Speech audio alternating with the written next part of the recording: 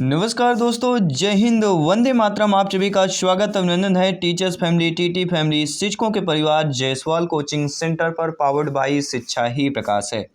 दोस्तों, आज का गोल्डन वीडियो है, गोल्डन अपॉर्चुनिटी आप सभी के लिए।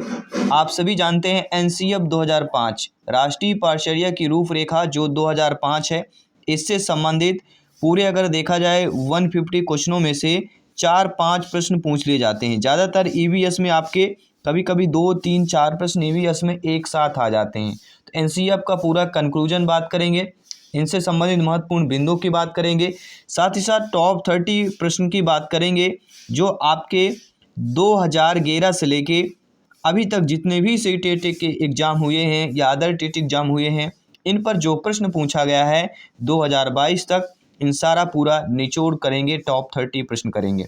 तो चलिए देर न करते शुरुआत करते। बाकी सभी क्लासेस चल रही हैं जिसका आई बटन पे यहाँ पे लिंक दे दिया गया है। प्रत्येक क्लास फ्री ऑफ कॉस्ट है क्योंकि राज्य हित में टीटी फैमिली है, शिक्षकों का परिवार है, आपका परिवार है। तो बात आती है कि राष्ट्रीय पाठ्यचर्या एनसीएफ 2005 के पहला जो प्रमुख बिंदु आता है कि यह विद्यालय शिक्षा का अब तक नवीनतम राष्ट्रीय दस्तावेज है। प्रश्न आ सकता है कि विद्यालय शिक्षा का अब तक नवीनतम राष्ट्रीय दस्तावेज कौन है, तो एनसीएफ 2005 है। दूसरा बिंदु आपका है कि मानव विकास संसाधन मंत्रालय की पहल पर प्रोफेसर यशपाल के दस्ता में देश के चुने हुए विज्ञान में नई राष्ट्रीय चुनौती को रूप देखा। ठीक है, तो प्रोफेसर यशपाल की नाम आता है जब भी एनसीएफ का जिक्र होता है, इनके अध्यक्षता की बात करते हैं एनसीएफ की। अगला जो बिंदु है कि राष्ट्रीय पाठ्यचर्या एनसीएफ 2005 का दस्तावेज का आरंभ जो है रविन्द्रनाथ टैगोर के निबंध सभ्यता और प्रगति के उद्धरण से होता है, जिसने कभी गुरु हमें याद दिलाते हैं कि रचनात्मक आदर आनंद बचपन की कुंजी है, वरना समझ गया संसार द्वारा उनकी विकृति का खतरा है। ये जो उनकी निबंध है सभ्यता और प्रगति, इससे उद्धरण होता है आपका। साथ ही साथ आप सभी जानते हैं कि एनसीएफ 2005 के निर्माण जो है एनसीईआरटी द्वारा किया गया था। प्रश्न आ सकता है कि एनसीएफ 2005 का निर्माण किसके द्वारा किया गया है, एससीईआरटी, एनसीईआरटी या अदर दो ऑप्शन दे दिए जाते हैं।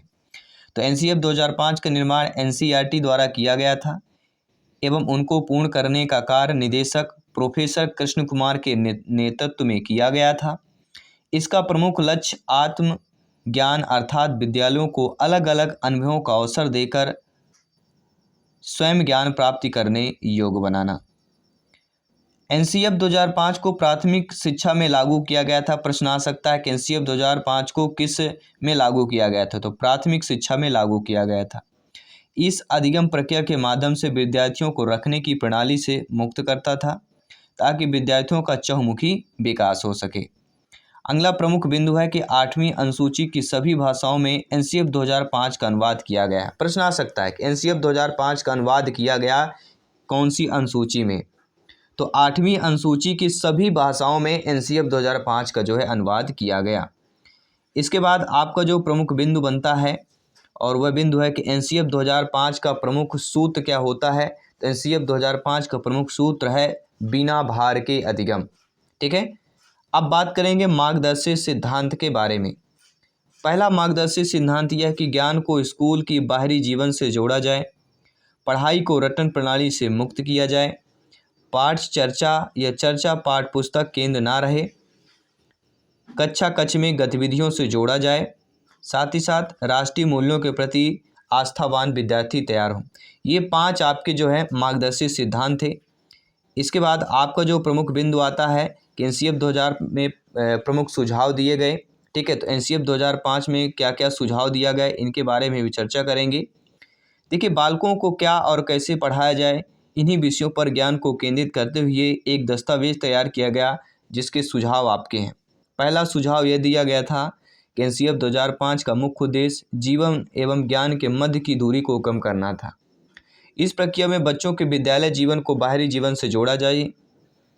अभिभावक को सख्त संदेश दिया जाए कि बच्चों को छोटी उम्र निपुण बनाने की आकांक्षा रखना गलत है। देखिए, अक्सर अभिभावक का यह होता है कि बच्चा बस दूसरी क्लास में गया नहीं, बस इंजीनियर वही बन जाना है, तो ऐसा नहीं है। अभिभावक जो है, आप सभी ये सख्त संदेश दिया गया था एनसीएफ में कि छोटी उम्र के निपुण बनाने की आकांक्षा गलत है, कि छोटी उम्र से ही बच्चा आपका बल हो जाए।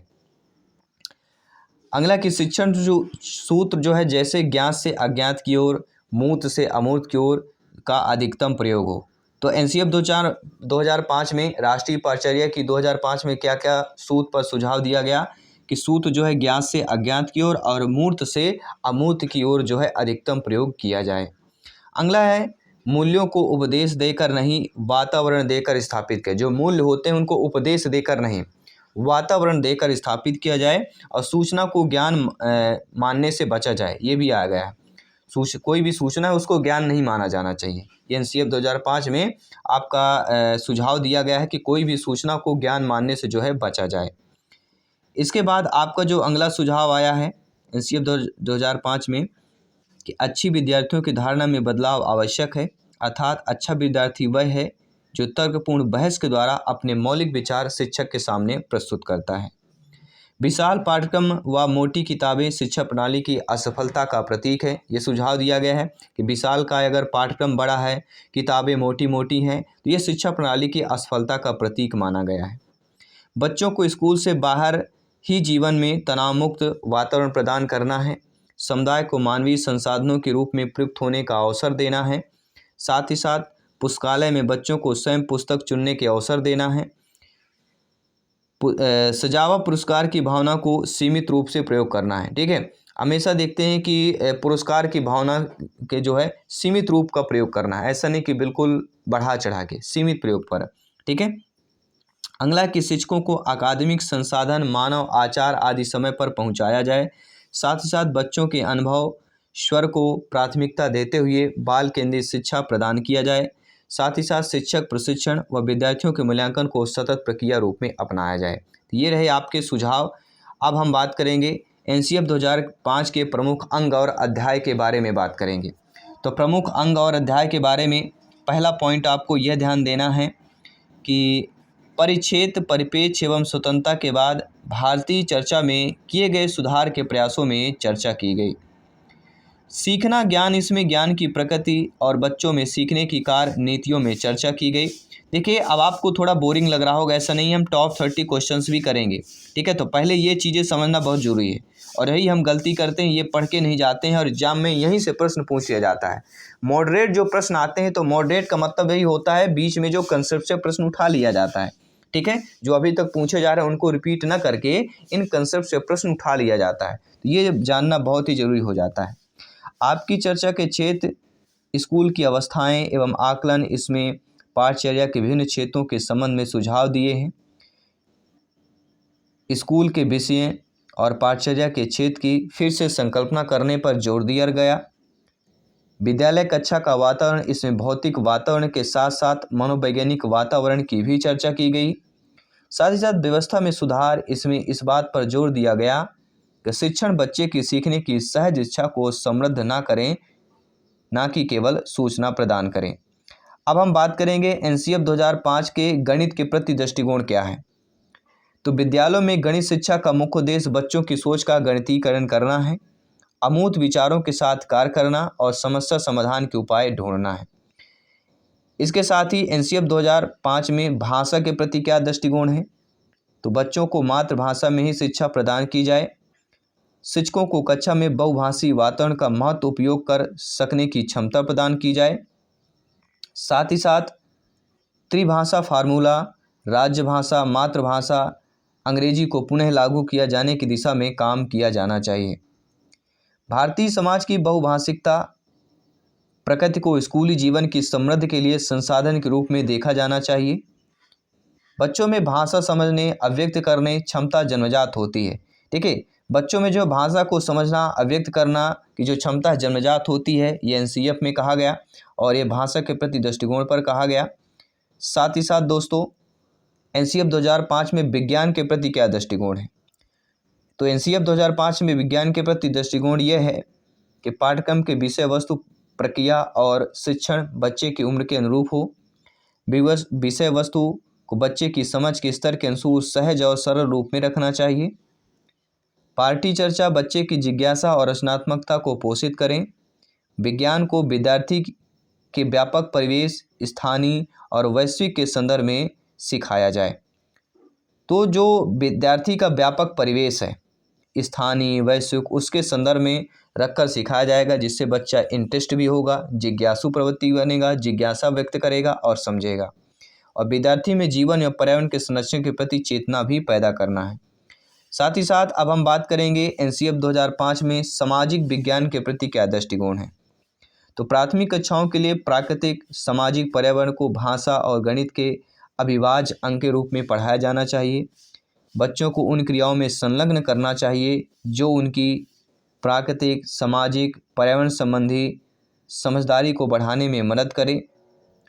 इस स्तर पर अमूर्तन के आधार पर नहीं बल्कि उदाहरणों के आधार पर समझाना चाहिए। ये पॉइंट ध्यान देना है, ठीक है। एनसीएफ 2005 में सामाजिकरण के जो ठीक है आप में ये ध्यान देना है सामाजिक विज्ञान के दृष्टिकोण के बारे में कि इसमें बताया गया उदाहरणों के आधार पर समझाना चाहिए बच्चों को।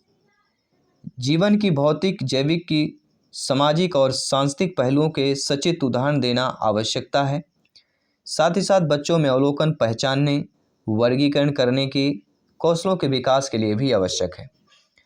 अब एनसीएफ 2005 में शिक्षकों के प्रति क्या दृष्टिकोण है।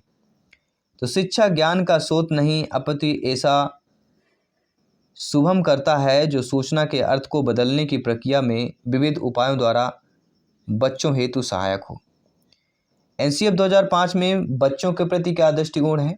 इसमें सभी बच्चे में सीखने की गति और प्रकृति अलग होती है। सभी बच्चे सख्त रूप से पूर्व ज्ञान एवं उपलब्ध सामग्री गतिविधियों के आधार पर अपने लिए अर्थ का निर्माण करते हैं। तो ये रहे दृष्टिकोण। पूरा हमने एनसीएफ से संबंधित जान लिया जो अक्सर आपके एग्जाम पर पूछे जाते हैं। आई होप आप लोग सभी लोग अच्छे तरीके से समझ पाए होंगे। अब हम बात करेंगे इनसे संबंधित महत्वपूर्ण टॉप 30 प्रश्नों की बात कर लेते हैं।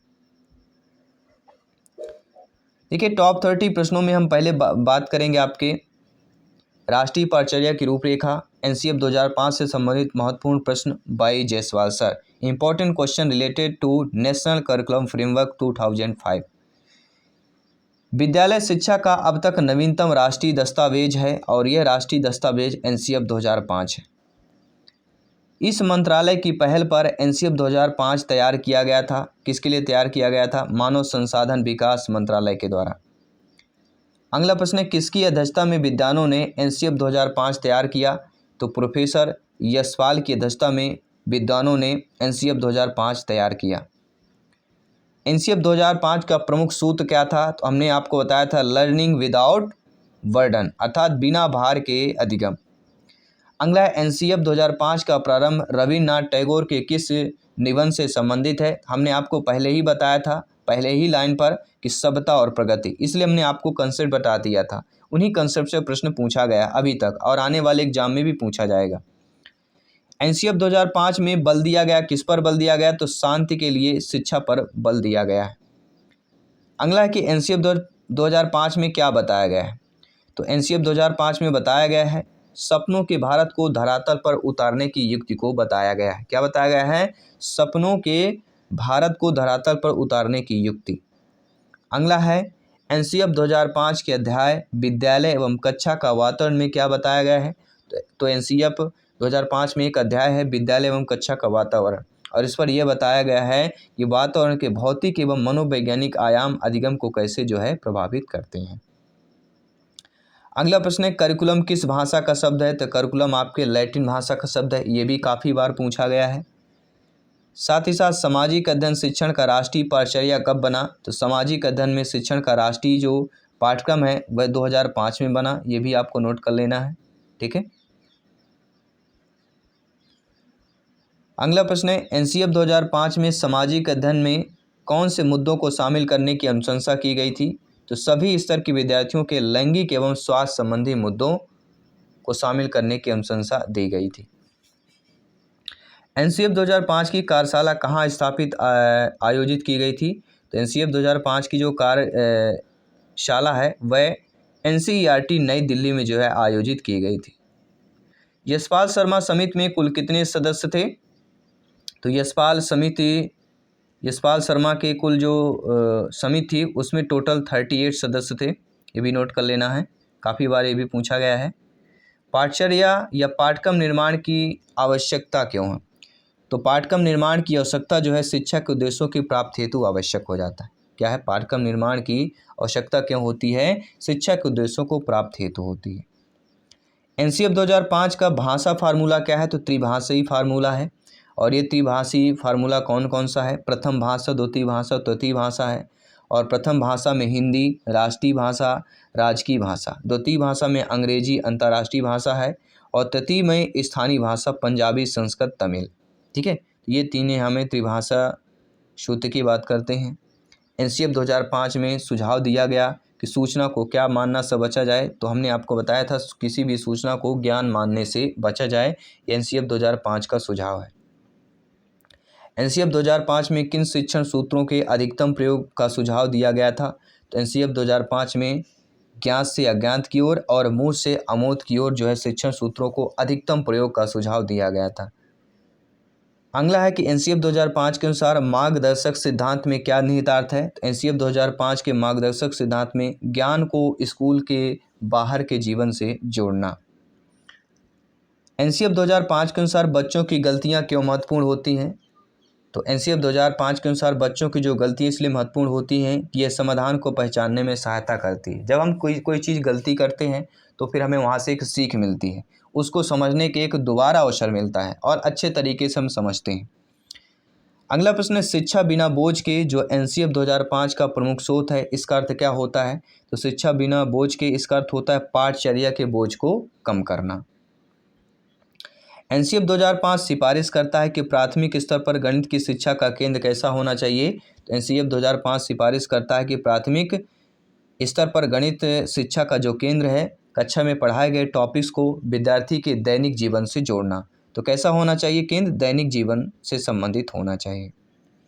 अगला है एनसीएफ 2005 में गणित शिक्षण के बारे में बताया गया है कि गणित शिक्षण महत्वाकांक्षी, सुगमता और महत्वपूर्ण होना चाहिए। यह महत्वाकांक्षी का मतलब क्या होता है?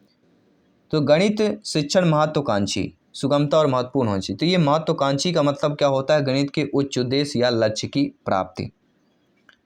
अगला एनसीएफ 2005 में गणित की लंबी आकृति का मतलब क्या है? तो एनसीएफ 2005 में गणित में एक लंबी आकृति शब्द आया है और इसका अर्थ होता है एकता संकल्पना पर दूसरी संकल्पना बनाना, या एक संकल्पना पर दूसरी संकल्पना बनाना। अगला एनसीएफ 2005 के अनुसार सीखना क्या है? तो एनसीएफ 2005 के अनुसार सीखना मानसिक विकास, शिल्पकला, केंद्र एवं व्यवसायिक ज्ञान हो जाता है। एनसीएफ 2005 में किस परीक्षा के संबंध में सुधार के लिए सुझाव दिए गए थे? तो कक्षा 10वीं की परीक्षा कैसी हो? ऐच्छिक हो। एनसीएफ 2005 बल देती है, किस पर बल देती है? तो एनसीएफ 2005 जो है करके सीखने पर बल देते हैं। अगला प्रश्न है एनसीएफ 2005 में कला शिक्षा को विद्यालय में जोड़ने का उद्देश्य है। तो क्या उद्देश्य है? सांस्कृतिक विरासत की प्रशंसा करना एवं छात्रों के व्यक्तित्व और मानसिक स्वास्थ्य को विकसित करना है। एनसीएफ 2005 में गुणवत्ता आयाम शीर्षक के अंतर्गत जो है महत्व दिया गया है। तो बालकों के लिए संरचित अनुभव एवं पाठ्यक्रम सुधार को महत्व दिया गया है। अगला प्रश्न है एनसीएफ 2005 का मुख्य सूत्र शिक्षा बिना बोझ के कब आया हुए विचार था?